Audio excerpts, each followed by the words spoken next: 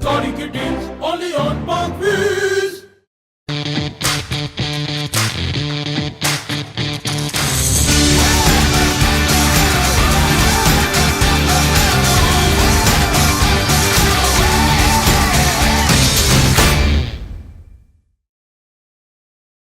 अस्सलाम वालेकुम पाक व्हीलर, मेरा नाम है सुनील मंज और मैं आज आपके लिए व्हील्स ऑफ पाकिस्तान के पहले एपिसोड के साथ आपकी खिदमत में हाजिर हूँ। व्हील्स ऑफ पाकिस्तान हम लोगों ने एक नई सीरीज़ शुरू की है जिसमें हम कोशिश करेंगे कि पाकिस्तान भर से यूनिक मशीन्स लेके आएँ, बेशक वो 2 व्हीलर्स हों, 3 व्हीलर्स हों या 4 व्हीलर्स हों।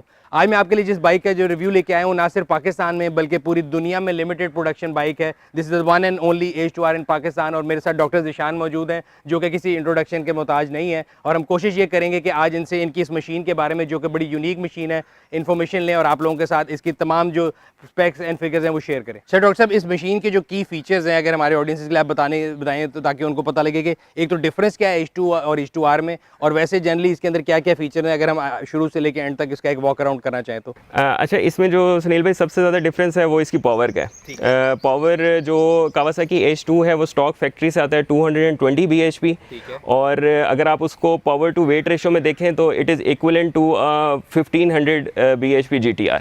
ठीक है। और ये जो कावासाकी H2R है ये 325 bhp फ्रॉम फैक्ट्री आता है। और ये वो बाइक है जो रेडी फॉर ट्रैक होता है। अगर ये 0 किलोमीटर पे भी है तो आप इसे फैक्ट्री से लेके ट्रैक पे लेके जा सकते हैं डायरेक्ट। ठीक है।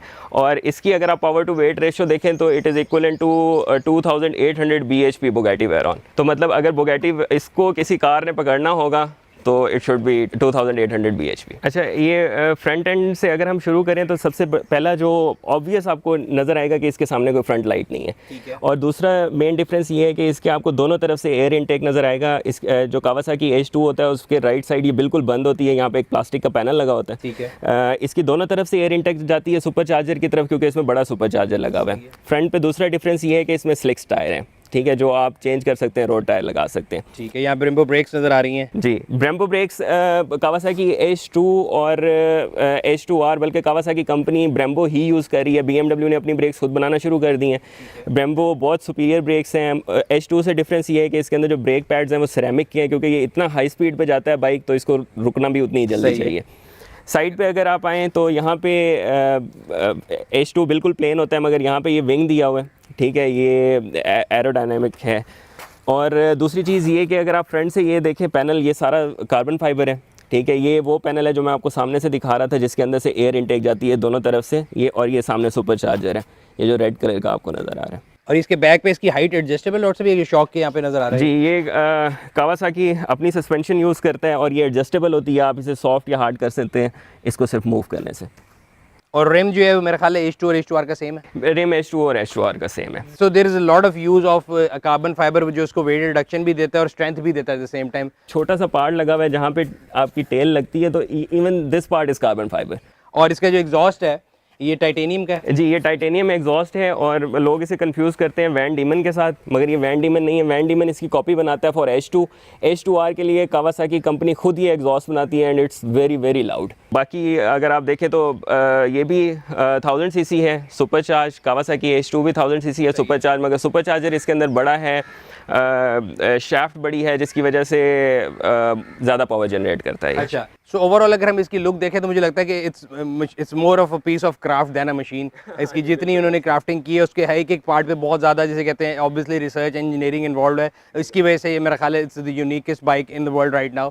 और अगर मेरे ख्याल से अभी बात कर रहे थे, अगर हम ये कहें कि वर्ल्ड फास्टेस्ट बाइक है तो it will not be wrong. अभी तक किसी ने भी इसका रिकॉर्ड ब्रेक नहीं किया। और इवन मैं पिछले दिनों एक ब्लॉग पढ़ रहा था, साइकिल वर्ल्ड ने ऑनलाइन दिया हुआ था और उन्होंने कहा था कि अगर राइट इन्वायरमेंट हो और राइट गेयर्स हो तो this bike can do 420 km/h। And this is the by far the world fastest bike. By far the fastest. Pakistan का क्लेम छोड़े, वर्ल्ड की फास्टेस्ट बाइक। वर्ल्ड फास्टेस्ट, सही है। इसकी एक बड़ी वीडियो मशहूर हुई थी ग्लोबली जो उन्होंने उसका टॉप एंड चेक किया था टर्की में, मेरा ख्याल है 400 के करीब थी। एक आमतौर पर लोगों के ज़हन में कन्फ्यूजन होती है कि शायद इसकी आउटपुट या स्पीड इतनी ज़्यादा है जिसकी वजह से रोड लीगल नहीं है, बट एज आप मुझे बता रहे थे कि इसकी और फैक्टर्स हैं जिनको आप इसको रोड लीगल बना सकते हैं, तो वो क्या क्या फैक्टर्स हैं? अच्छा, 3 इसके अंदर मेन चीज़ें हैं। एक सबसे पहले हेडलाइट, نمبر 2 سائڈ انڈیکیٹرز اور نمبر 3 سائڈ مررز.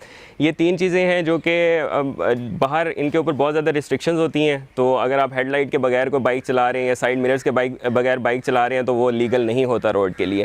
تو اگر کاواساکی H2R امریکہ میں 2 ہیں جن کو لوگوں نے روڈ لیگل کیا ہوا ہے, اس کے لیے بار اینڈ کے اوپر سائڈ مررز لگ جاتے ہیں, انڈیکیٹرز بھی انسٹال ہو جاتے ہیں, اور آپ سمپل R1M جو لیٹسٹ ماڈل ہے اس کی لائٹ لے کے نیچے لگا سکتے ہیں. تو اس سے یہ تینوں چیزیں کمپلیٹ ہوں تو یہ روڈ لیگل ہو جاتا ہے. ایک اور چھوٹا سا ڈفرینس اس کے سلکس کا ہے, کیونکہ اس کے سلکس کے اوپر بھی لکھا ہوا ہے کہ not for high way use and only for track use. So presently اس کا مطلب ہے ابھی یہ جو مشین ہے it's not road legal as per us time جو ہے بالکل یہ ٹریک بائک ہے. ٹریک بائک ہے. ٹھیک ہے. سو اس کے اندر آپ کہہ رہے ہیں ہیڈ لائٹ لگے گی, سائڈ مررز لگیں گے, انڈیکیٹرز لگیں گے اور نارمل ٹائر لگیں گے, تو then it will be a road legal bike. Power کا ڈفرینس جو سنیل بھائی بات کر رہے تھے وہ اس طرح کا کوئی ڈفرینس نہیں ہے, کیونکہ نارمل جو سپر بائکس ہوتے ہیں وہ 299 پہ جاتے ہیں اور 299 بھی روڈ لیگل نہیں ہے. سو the power thing is not the reason for being it road legal کا, وہ صرف ٹریک کے لیے اس لیے کہ اس کے اندر وہ چیزیں نہیں ہیں. ٹھیک ہے, صحیح ہے. اور اس کے کوئی پرائز کا ایک پرائز بریکٹ, ایک بال پارک فگر آپ بتانا چاہیں, ایگزیکٹ بے شک نہ بتائیں کہ کس پرائز بریکٹ کے اندر یہ فال کرتی ہے مشین. یہ سنیل بھائی اگر آپ اب لینا چاہیں کاواساکی H2R, ایک تو بہت ریئر ہے, آپ کو ملے گا نہیں. ٹھیک ہے, کینیڈا کے اندر شاید اس ٹائم ایک ہے, ایک امریکہ کے اندر فار سیل ہے. صحیح ہے. تو یہ وہاں پہ کاسٹ کرتا ہے سنیل بھائی $55,000 کا.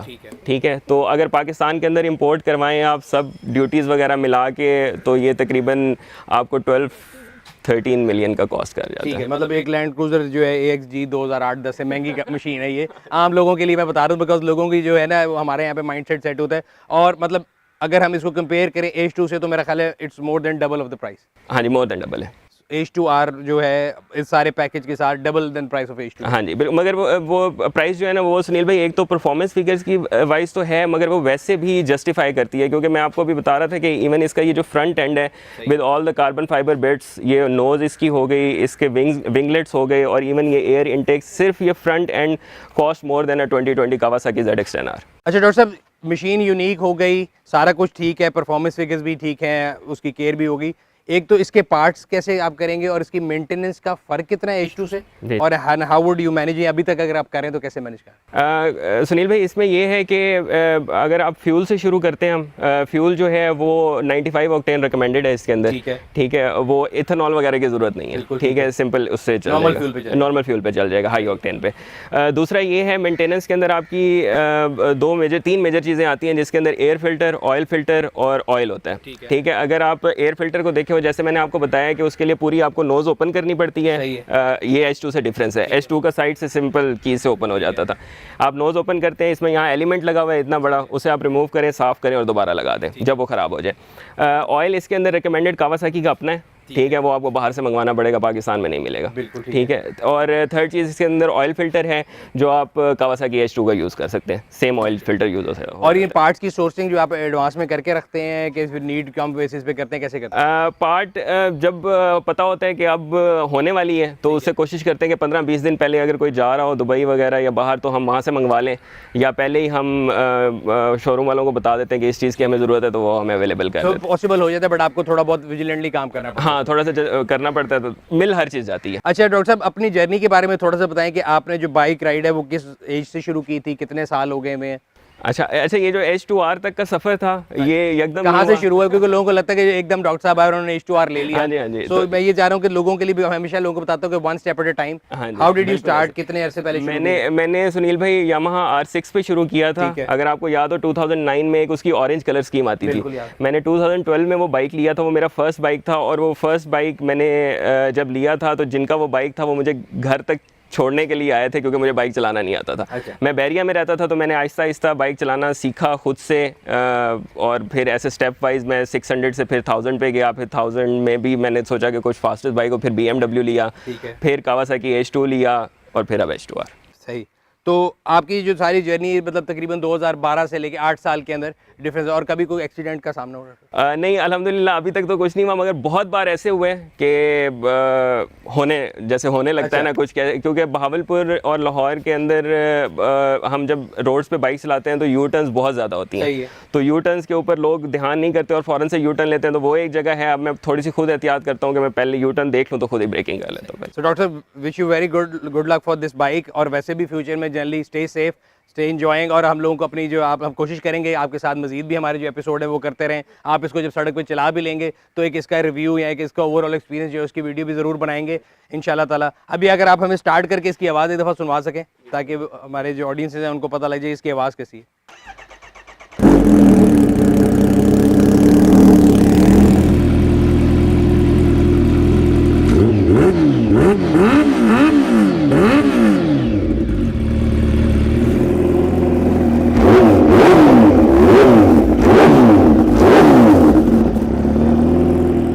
سو ویورز یہ تھا آج کا ایپیسوڈ. امید کرتے ہیں کہ آپ کو پسند آیا ہوگا. کامنٹ سیکشن پہ اپنی رائے سے آگاہ کرتے رہا کریں. اگر ابھی تک آپ نے ہمارے یوٹیوب چینل کو سبسکرائب نہیں کیا سبسکرائب کریں, بیل آئیکن پہ کلک کریں تاکہ آپ کو ہر آنے والی ویڈیو کے بارے میں نوٹیفیکیشن ملتا رہے. آپ سے اگلے ایپیسوڈ میں پھر ملاقات ہوگی. تب تک اپنا اور اپنے گرد و نواح کے لوگوں کا خیال رکھیے گا. شکریہ.